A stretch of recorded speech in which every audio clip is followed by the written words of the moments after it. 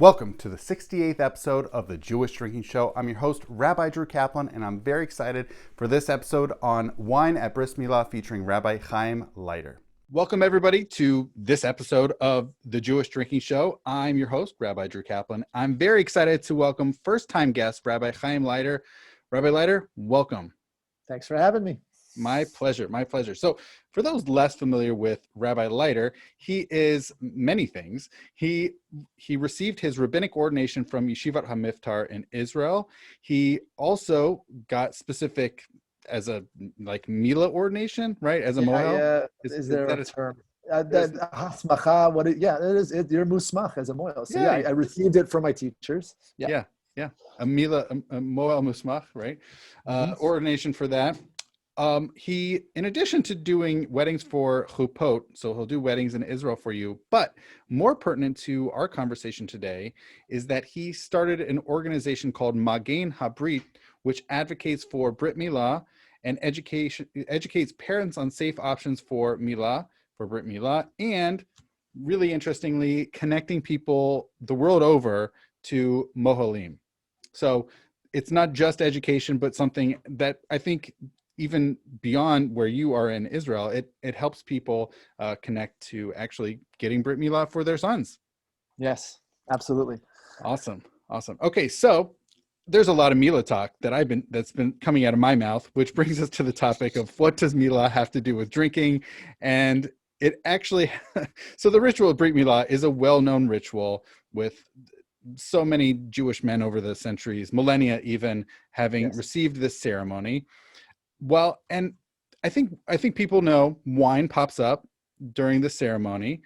And while the topic of wine at life cycle rituals, I did discuss on the 35th episode of the Jewish Drinking Show when we had guest Rabbi Avi Feingold, that was really sort of tip of the iceberg stuff. And I'm very excited to do a deeper dive in this conversation with Rabbi Leiter here, who is himself a mohel and has, hands-on experience with Milah, as it were.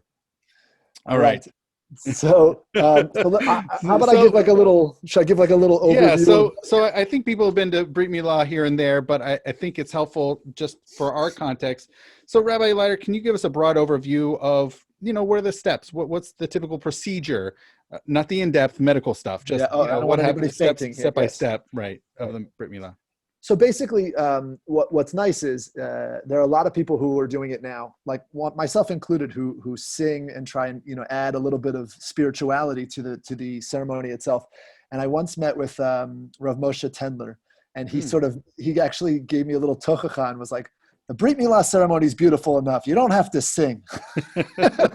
And I tend to disagree with him on that, but I'll take you through the step by step. Actually, I'm gonna come back to that because of the text I saw about singing. I think singing is very important when we talk about Brit Milah. Yes, I agree, and specifically about drinking at a Brit Milah. Yes. So the first, not if you're the mohel. The mohel must not drink. That's first and foremost. You should be as sober as possible when you're doing the bris. That's number one. Mm-hmm. Number two, where the whole ceremony itself begins. I mean, after you've checked the baby is ready, everything's cleaned, ready to go. The mother starts with the baby on a pillow, and it's actually called kvatrim. Mm-hmm. And when we are not in the midst of a global pandemic, we have many options for what's called kvatrim. It could be that the mother gives the baby to a couple, right, to a female friend, and then to a male friend who usually are trying to conceive. There's a skula that if they get the baby and it's passed through them, that they will hopefully conceive soon thereafter. I want to put a little disclaimer on that one should always be sensitive to the fact that although it is a skula for people, if people have been trying to conceive for a long time, they might have gotten this honor many, many times, and it's no longer feeling like a wonderful uplift. It might feel like a little bit of a downer. Just not everybody may be so up on their Hebrew listening to this. Segula, I want to say a good omen, maybe? Good omen. I think a good omen is a good translation. Yeah. Yes. So the good omen that they would get would hopefully help them conceive. Now that usually goes, say, from mother to female counterpart of that couple to the male counterpart of the other couple, and then the male counterpart gives the baby to the father. That's sort of the classic kvatrim. Mhm. And kvater is if Yiddish. I'm not Yiddish for pillow. I think it just means pillow, Oh. but don't quote me on that. But it can also be done by many, many people. It can be the whole family, from grandmother down to children who are existing at this point, all the way to the father. And when the father gets the baby, there's a little bit of a difference in the ceremony in Israel versus chutz la'aretz, and outside of Israel. In Israel, when the father gets the baby, he says Shema Yisrael, and he says a couple of other prayers while holding the baby on the pillow. In chutz la'aretz, generally speaking, it's not done. I think Chabad might do it, but generally speaking, it's not done. It's just the baby would go straight to what's called the Kisei Eliyahu, which is the chair of Elijah. And everyone thinks that the chair of Elijah is this majorly mystical thing, and it might very well be, but really it's just like a ladder, so I don't have to be stooped over the entire time. It's a higher chair. There's a practical reason. There's a practical reason, right? That's why I always tell people the Kisei Eliyahu is really for me, not as much for the baby. It's just to help me because I'm 6 feet and I don't have to double over trying to. Although let's be honest, the baby does benefit. Oh yes. Yes. It's a benefit for everyone. Yes, true. It's a win-win. It's a win-win. So once the father finishes saying his prayer in Israel, the baby is then taken, and sometimes these honors are given out. So somebody can come, take the baby from the father, put the baby onto the chair. Then I say a prayer myself. And the prayer I say is actually, for some people, it's controversial. The prayer I say is asking Eliyahu to actually give me strength to do the Brit Milah to the best of my ability. And I have a colleague actually in New York who will not say it because there's never a time, he said, in any other context where we pray to anyone other than God. And so he does not feel comfortable saying this. Just an interesting little note there, side note. So I do like to say that prayer because I feel like it's a good moment for tefillah for other people and for myself. So I like to give that little tefillah right before. Then someone can take the honor of lifting the baby up. And then the major honor is given, which is called the sandak, which is and then the godfather. That's the bad translation. It's the person who holds the baby during the bris. And a lot of people think it's just the baby on the lap and I just sort of sit there and twiddle my thumbs. No, the sandak is on duty. The sandak's job is really to hold the legs of the baby while the procedure is being done. And making sure that he's not in any harm in that sense. But there are people who actually love that Godfather joke and they'll whistle the theme song. It's a memorable theme song. It's quite haunting. It's a real earworm too. It gets stuck in the Yes, totally. So then the procedure at that point is done. We're not going to go into full detail on that. And then when that's finished, we move into the part which is probably going to be our focus today, where once the baby is fully wrapped back up in his everything, diaper, pants, and everything, somebody holds the baby. That's the ma'amad habrachot, and then there's the person who is mavarech, the person who says the bracha. And that is done over a kos of grape juice or wine, usually.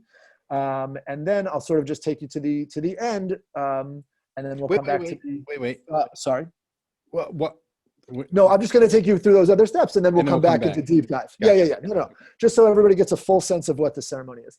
So then the naming is done. The baby receives his name through this blessing, and we'll talk more about the blessing in a second. And then when that's finished, I do a mishaberach usually for the baby that he should have healing through this process. And then the mother can do, when there are 10 men present, the mother does the birkat gomel for surviving a harrowing experience, which birth is considered one of those experiences, even today.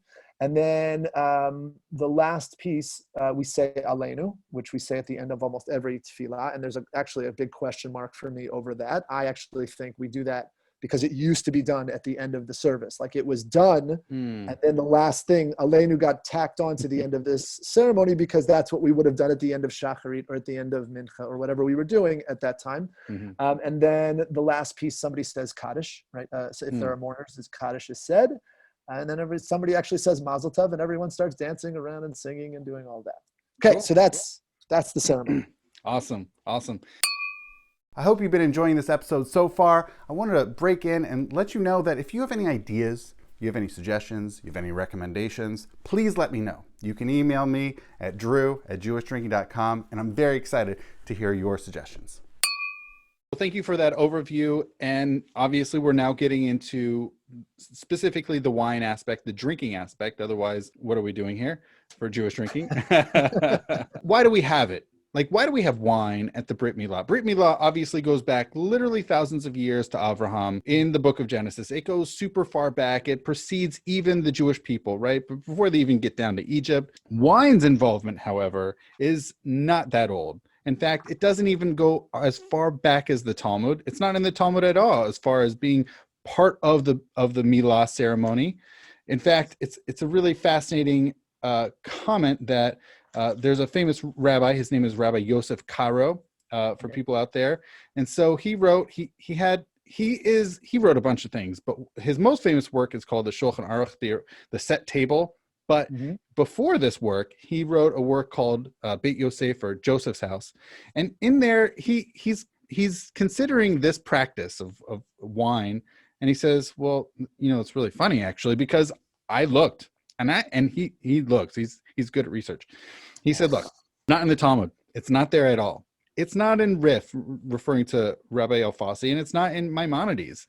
It's none of these foundational, like, early works, and yet everybody seems to do it because he's referencing all these other medieval works, and he says people are doing it left and right. It's just common practice in just as part of any Brit Milah. It's almost as if and yet for him, tracing the history, there's no clear origin. It's a dubious history, and yet no one really cares. Let's have wine at a Brit Milah. Okay, great.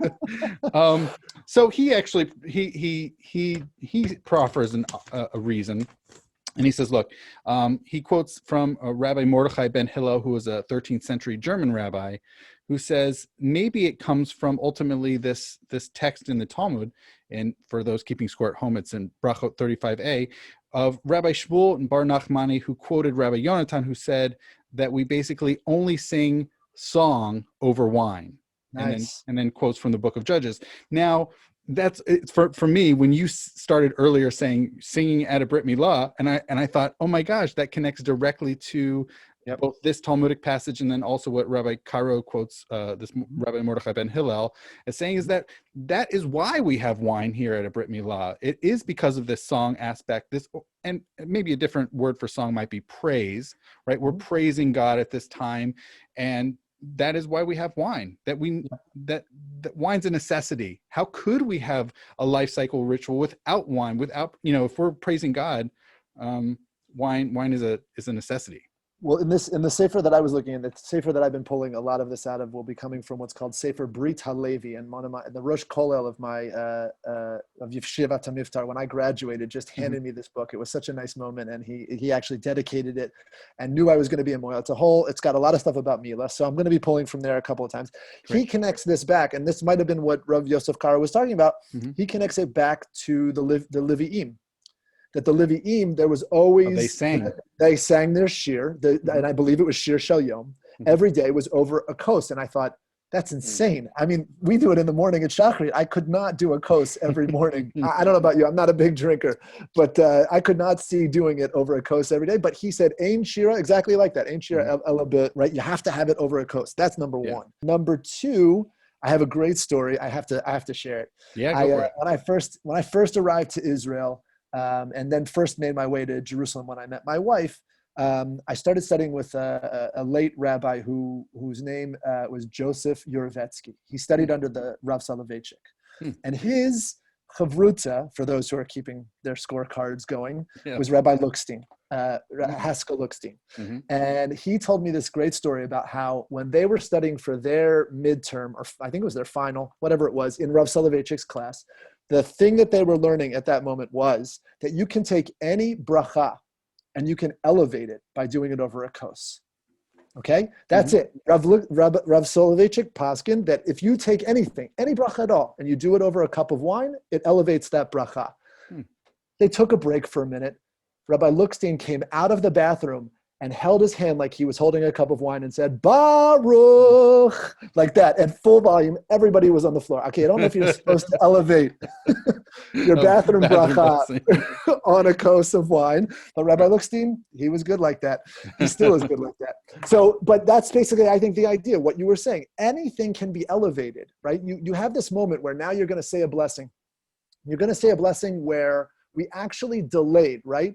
If everything were equal, right? You know, when we have when a baby girl is born, right? We rush to give her her name as soon as we possibly can. Could be that she was born on Monday morning. Somebody will go to hear Torah reading even that morning, and she gets her name right away, right? Because there's this whole thing about shadim and not having the name, and right, that all that stuff is swirling around. But we're so particular about this because Avraham didn't become Avraham until he had his Brit Milah. Therefore, even though all this is swirling around and we're worried about whether or not somebody has their name, how long don't they have their name, how quickly should we give them their name, we still put it off until the bris. So we're about to do this thing where he's finally getting his name. How much more does it get elevated when you do it over a cup? That's the idea. Nice. Yeah. Yes. All right. So that's the origin. There's no clear origin. It's just that sort of broad-based, we'll just do a blessing over a cup sort of thing. Just a broad-based doing something after you go to the bathroom kind of a thing. Yes, exactly. All right. So we have, okay. So this sort of strange origin. Then, right. Okay. Who drinks? Oh, I do want to point out a quick little thing. It doesn't have to really be wine. So everybody talks about wine, although I did come across the Aruch HaShulchan, so not to be confused with the Shulchan Aruch, but Rabbi Epstein, who passed away about a century ago, he said, look, it can be any other beverage, beer, whiskey. I see anything but water. Did you see anything but water? That wasn't in the Aruch HaShulchan, but it makes sense. In this well, sefer, it sounds like Havdalah. Exactly. I was thinking exactly. Havdalah, it's same operation off of Havdalah, which is, it has to be a special beverage. Ostensibly, hopefully alcoholic, beer, whiskey, but who knows? Maybe it could be orange juice, I guess, if you're really in a pinch. If you're really in a pinch, exactly. Nice, yeah. Well played. There's so many terms flying right now. I'm trying desperately not to make all the jokes my friends make. But here, I think that's the idea too. And it definitely said that wine, grape juice, the same thing. But ostensibly, that's the mina muvchar. That's the best thing to do it over. Right, and fortunately nowadays, as opposed to, let's say, in the medieval ages or something like that, wine might have been harder to come across. Nowadays, fortunately, it's a lot easier to find, but you never know. Maybe you're in a strange situation. It's just not feasible. But right. I'm going, for our purposes, I'm just going to use wine as a catch-all henceforth. Works. Going forward. So who drinks the wine? Who says the blessing? Who drinks the wine? It's funny. The reason I'm asking it, for those who check out the Shulchan Aruch, that's Rabbi Yosef Karo's work, and then the Ashkenazi commentary by Rabbi Moshe Isserlis, who is a Krakow rabbi, he said we're accustomed to have the Sondek drink it, and so it's there. But then I mentioned this Aruch HaShulchan. He's like, I've never seen anybody do that. So there seems to be different customs in play. What have you seen? What's common practice, Rabbi Leiter? Let's start with common practice, and then we'll sort of backtrack for a second. Yes. I think common practice is that the hamivarech is a person who's given the honor, right? So, like I said, what I always have is people telling me, I've got so many people coming and so many family members, obviously non-pandemic oriented, and I have to give them all something, otherwise somebody's going to be really mad at me, right? And there's actually discussions. We're not going to go into this now, but there are discussions about how many times somebody can be a sandak, and how many times they should be a sandak in the same family, how many times per year. And the whole idea with all of this is to, and there's talk about, how to name the baby, right? Like if you're giving the name, as we Ashkenazim do for people who have passed away, they say, it starts on the mother's side first, and then it goes to the father's side. And everything is about trying to eliminate argument. That's really what's happening there. Good. But peace is good. Peace. We love peace in the house and peace outside the house. But here, you'll see, like I said, we have people who carry the pillows. We have people who put the baby on the thing. Then there's a person who's specifically given the honor of doing this blessing, right? And then, so what happens is that person who does the blessing, that person is the person who drinks tradition. Like that's what's happening now. That the questions that sort of also swirl around this is who what do you do, say, if it's a fast day and you're Wait. Okay, getting far ahead of myself. No, because no. That's my mistake for not clarifying on the outline. No. What I wanted to say here was yeah. that people who the guy who says the blessing, the person who's given that honor, doesn't necessarily have to drink. It could go to the sandak. It could go to a child. It could go to somebody else because it's a birkat shevach, right? And a birkat shevach, and not a birkat mitzvah, right? So this is a blessing or not even a birkat nehanin, right? Exactly. It's not even about the wine itself. So since it's not even about the fact that you're trying to have the wine itself, as like when I'm sitting around at dinner and I want to make a blessing over the cup of wine, I need to make it over the cup of wine. That's a nice loophole. Yeah. Like that. This one becomes, it starts asking the questions. How much do you have to drink? I don't know if you went into this yourself, but how much do you have to drink? Is it a malo lugmav, just a cheekful? What if it isn't a cheekful? What if it's less than a cheekful? All those things, all those questions become relevant because it's not, the person doesn't have an obligation to drink wine. It's not like the over the day as much as when we do Shabbos and things like that. So, I mean, it's interesting talking about quantity. I did see that. So the Taz, and for those less familiar with these acronyms, Rabbi David Halevi Siegel, a 17th century rabbi. So he quotes our Rabbi Yosef Cairo, who quotes in turn from Rabbi Shlomo ben Adred, the Rashba, that we're not so concerned about how much quantity of the wine is consumed. That maybe it could be malo lugmav, cheeks full, like the minimum for Kiddush, but at the same time, that doesn't really, Kiddush is more significant as far as a minimum requirement, but here it's just tasting. And you know what, I'm going to go tangent, which is, speaking of everybody who's drinking it, there also is a practice of the baby getting some of the wine, right? Correct. And I think a lot of people are familiar with this. Right. So there's a moment when the baby is getting his name, that it says, "In your blood live," right? That's the line that comes. And the mohel is responsible. I mean, it's not life or death if it doesn't happen, but responsible to take a little drop from the cup and put it into the baby's mouth. There's the verse is said twice, and you give 2 drops into the baby's mouth. In some senses, it might feel, reminiscent of the Pesach Seder, where we take a little bit of wine out of our cup and put it around, right? Some people around the rim of the plate, right? But the idea was that the baby gets some, because actually, again, this comes all into who drinks, because the blessing's actually for the baby. If the baby could have done it, the baby's self, maybe the baby would have made the blessing. Interesting. So it could be anybody. I mean, it could be the person who's making the blessing, could be the sandek to drink, it could be whomever. Obviously, this baby thing. And I do want to point out how old this practice of putting it in the baby's mouth. It's unclear who's drinking it, but I think everybody's clear the baby gets some of this wine. He suffered. Nice. So this goes back all the way to, Rabbi Cairo quotes Rabbi Isaac ben Abba Mari, a 12th century Provençal rabbi, more familiarly known as the Baal Ha'itor to some people. That seems to be one of the earliest mentions of putting in the baby's mouth is back in the 12th century in France. So and that's one of the oldest references to wine at the Brit Milah, is the baby gets some of that. He's 8 days old, he's already getting wine.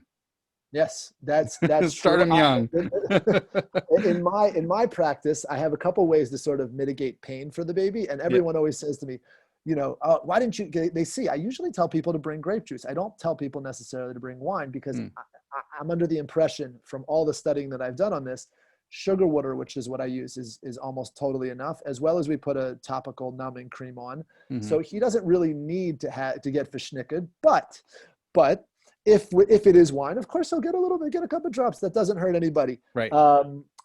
What was I going to say? So this giving is definitely still part of what we do today. It's part of the tradition. That's probably one of the oldest practices of wine with Brit Milah. Yes, the baby boy getting some of that wine. Yeah, for sure. I hope you've been enjoying this episode so far. I want to give you a sneak peek into next week's episode on the Drinking and Droshing podcast. Here we go. I'm gonna blow your eventual Noah cocktail. I'm telling you, it's gonna get out there.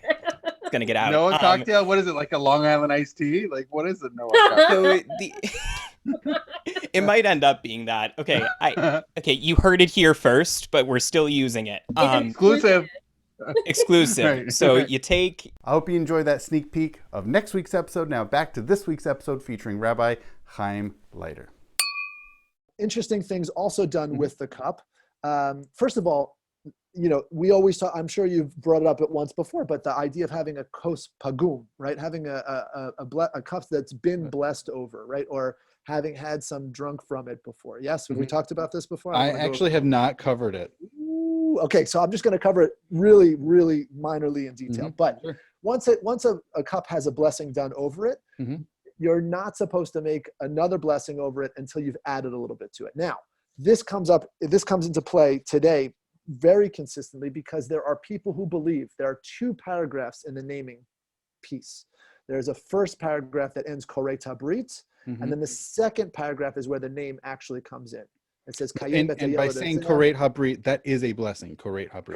Correct. That is the chatima. That's the seal of the blessing, the conclusion of the blessing. There are those who believe, who have paskin, that is one blessing, and the second paragraph is another blessing. Then the Kriyat Hashem, the naming? Correct. The naming section, the second paragraph, is a totally separate blessing. So there are those who drink in the middle of the two paragraphs and those who wait until the end to drink. If there are those who, and it's I don't want to say it's a 50-50 split, but I see people doing it a lot. If somebody drinks in the middle, which happened in the bris I did 2 days ago, I have to be on the ready to grab the cup, fill it up a little bit so that it's now a new, almost considered a new cup, and they can continue on with the second paragraph, and it's not making a blessing over the same cup twice. That's the whole idea of pigima. Wait, so you're saying there's people who have accustomed to drink before the naming, right?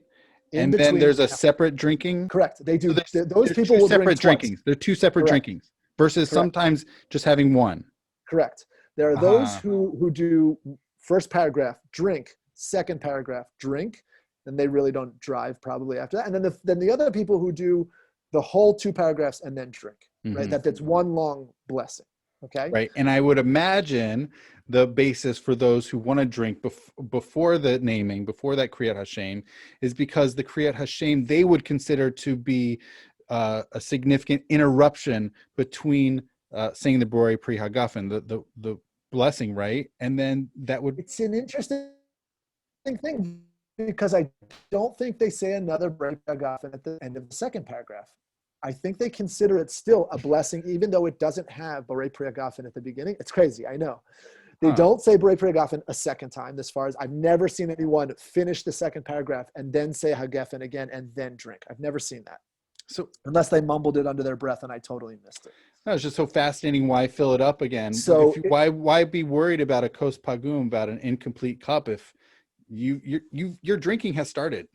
Like, it's a continuation rather than an entirely new cup, blessing cup. So I think that the filling up at that point might also be considered an idea of indicating that these are two separate things. Not necessarily that your drinking has started over again, right? Where you would have to say Borei Pri Hagafen in a second. Yeah. That it is a continuation, but this is a separate blessing on its own. The second paragraph. I do want to point out. But what's interesting, go ahead. I was going to point out that in the Aruch HaShulchan, and Rabbi Epstein, who once again, Russian rabbi, passed away about a century ago. He said the request of mercy, the naming, not considered a significant enough of an interruption between the blessing over the wine and the consumption of the wine. And so he basically provides that out. He specifically says, don't worry about it. Just you've got your things. We're not going to consider it as an interruption. You're good. One cup. That's all. That's it. One cup. And this is definitely where the machloket is. Yeah. Yep. No, this is definitely where the machloket is. But what's interesting is that you will see people. Okay. So I think there are people who take the cup, number one, and they use it for Birkat Hamazon. Same cup. I've seen that plenty of times. They will take the cup, they'll go downstairs, and of course, if they're going to do it for using it for Birkat Hamazon, they will fill up some. That requires a separate filling, yes. For sure. Yeah. But what's interesting as well is there is another skula, another positive omen. Positive omen, right? Of drinking the cup in non-COVID times. Please do not do this now at home. But there are people who will come up and take sips of the kos for fertility. so that they will that again, same idea. I have never seen anyone who comes up to drink when they're saying Brei Pri Hagafen, fill anything up. No one has done that. I've never seen that. So the whole idea of saying a blessing on a cup and then you're going to say a blessing on the cup again, I wonder, I didn't do enough research to say whether or not it's more connected maybe to Shabbat. Maybe you have more of a sense of this than I do. That, if I had a cup and I said Brei Pri Hagafen on it on a Thursday, and then somebody else came up and wanted to take a drink, would they really feel a need to fill it up? Again, not much of a drinker myself. Can't right. So that's not happening at a Brit Milah either. Right. Who's fitting to get the blessing? Before we move on, it's actually based. This is a general thing actually. Who I don't think it's necessarily connected to Brit Milah, but it's coming from Mishlei Kaf Bet verse 10. Right, 22:9, where it says, "Tov ayin rach ki natan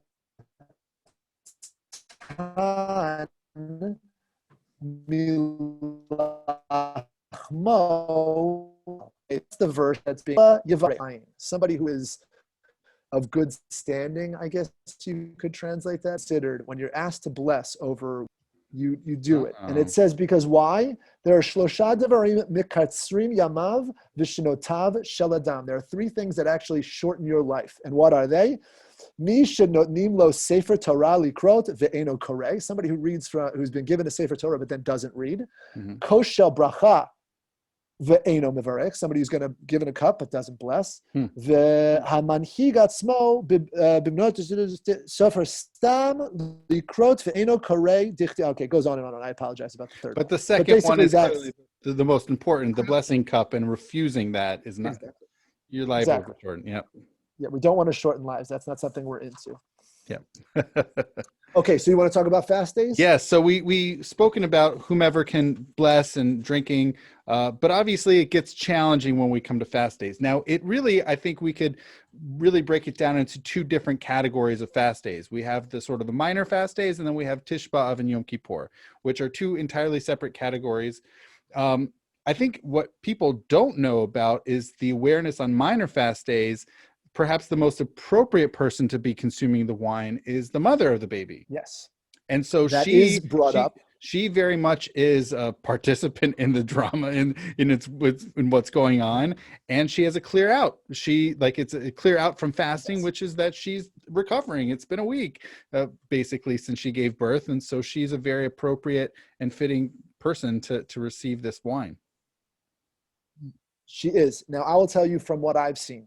From what I've seen, even on minor fast days, we are so reticent to do this on the whole. Really? Basically, what we try to do, what we try to do is we push the bris to the end of the day, which is contrary, by the way, to what's done with britot on a general basis. On a general basis, we have the idea of zrizim l'makdim the mitzvot, right? Zrizim, right? To be zealous to perform mitzvot, as quickly as possible. Right. So what do we want to do? We want to do it as early in the morning as possible. And people always ask me, what about that idea? Because they say, what if I want to do it at 3:00 in the afternoon? I said, do you know how many britot are going on in the city of Jerusalem? If everyone wanted to do it at 6, do you really think it would be possible? So the idea is we want to do it early, but we understand there are mitigating factors, number one. And now those mitigating factors could be family on Zoom so that they can, be part of the simcha as well, right? Especially if they can't make it to the country. Yeah. I actually did it for one of my sons even before that was a COVID issue. There were family members who couldn't come. I did it later in the day so they didn't have to get up at 1 a.m. to watch the bris. Yeah. But here, when it comes to the fast days, we push it to the end of the day. Why is that? We push it to the end of the day so that whole drinking aspect will be pushed till the time when we can eat. So you actually do the drinking is usually given to children who are there. You usually make the blessing and mechalek to the children, and you give it out to people. To children in general, not specifically the baby boy. No, not necessarily the baby boy at all. Mm-hmm. Yep. So it's the same way that people do on Havdalah in general, but also the way that people do it on the Tisha B'Av or whatever it be. That whatever the 9 days, right? If on the 9 days you're doing Havdalah, you give it to the child. You're not really supposed to drink it yourself. Right. And so and this also idea. works. It's not So, just so we don't really see. it's also not just with the minor fast days. It's also with Tisha B'Av and Yom Kippur as well, that it's given to the kids to consume. Correct. Yeah. The time where there's any sort of gray area with this is when the fast day, say Tisha B'Av, has been pushed off because of Shabbos. If Tisha B'Av has been pushed off, then you usually do the bris oil. That's right. Another benefit for the mohel. We all get to eat.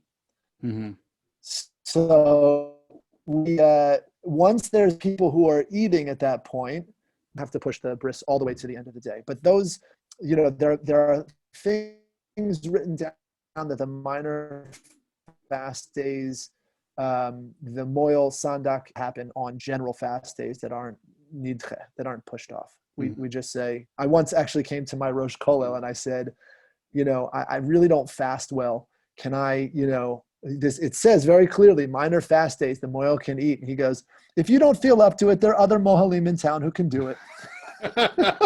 And I said, okay, I'll fast, sir. Thank you for the tochachaner. That's good. It was rough. But yeah, thank God. Everything worked out. Baby was fine. I was fine. It was okay. So basically on the fast days, everything's the wine can be just given to the kids on any fast day, not just the lighter, not just the significant fast days, the Tisha B'Av, Yom Kippur, but also the minor fast days. Mainly because it's not really about people themselves necessarily drinking it. It's like you were saying, it's a praising blessing. It's more Correct. really there. And I saw this in the writings of Rabbi David Halevi Siegel, where he says basically it's really just ultimately more about praise, the shirah. That the wine is really, and it comes back to the reason why fundamentally is wine even involved with this ritual.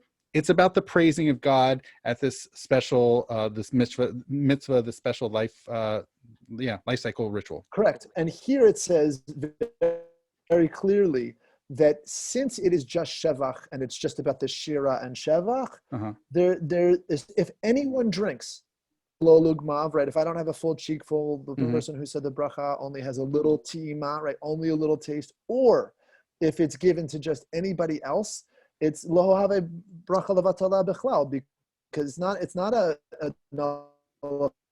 paragraphs and saying these praises of God. It's not about drinking itself per se. Yeah, that's really wonderful. And I'll just want to say one little side note of when it comes to this whole idea of shevach versus mitzvah, right? Once you get into that realm of saying whether or not it's a blessing that is praise, just a praise versus a mitzvah praise. Once I get to that, then all of a sudden you have all these things open up, because even the blessings that the Father says, right? We have a blessing usually that the mohel says, right, which is ala milah, right? I say that before the cut is made.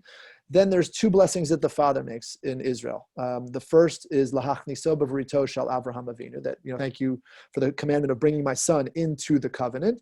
And the last one is shechianu, that we say on all sort of happy occasions, right? So those two blessings, if the Father can't say those blessings, since these are all shevach blessings, they can be given to anyone in the community. And what's wonderful about that, in my as in the way I look at things, is that then it opens it up when you have, I've had this happen quite a few times where it's a single mother by choice. And if it's a single mother by choice and there's no father there, well, if it can be given, these blessings can be given to anyone in the community, then the mother can say these blessings. And it's a wonderful sort of petach that just opens up to let other people participate. That's really neat. Really nice. That's really great. So Rabbi Leiter, this was really great. And in addition to your initiative of Magen Habrit, which I will include a link for those anybody interested. What you also do a podcast, right? Correct. Okay. Correct. So what is the podcast? So the name of the podcast is You'll Never Believe This, because it's an interfaith dialogue podcast between myself and one of my closest friends, Ralph Supper. Ralph is a Lutheran minister. And so, and as you guys know now, I'm an Orthodox rabbi. We sit down and we have conversations about almost anything under the sun, but they tend to focus a little bit in areas of, obviously, spirituality and religion. But we're both surfers. We both like to surf, ocean surfing. So we talk about surfing quite a bit. We started an improv and stand-up troupe together in college, so we talk about stand-up comedy a bunch. movies come up, things come, like we talk about lots of different things. But since the two of us are having this dialogue and will actually never end up being Lutheran or Orthodox, you'll never believe this. So you can find us on Apple Podcasts, iTunes, Overcast, Spotify, all those places. It's a fun time. Everyone's welcome. Awesome. Really great to hear. All right. So, Rabbi Leiter, thank you so much. This is really great. This is really enlightening. I'm glad we got to have this in-depth conversation about drinking wine at a Brit Milah. So thank you so much. My pleasure. And L'chaim. L'chaim. L'chaim.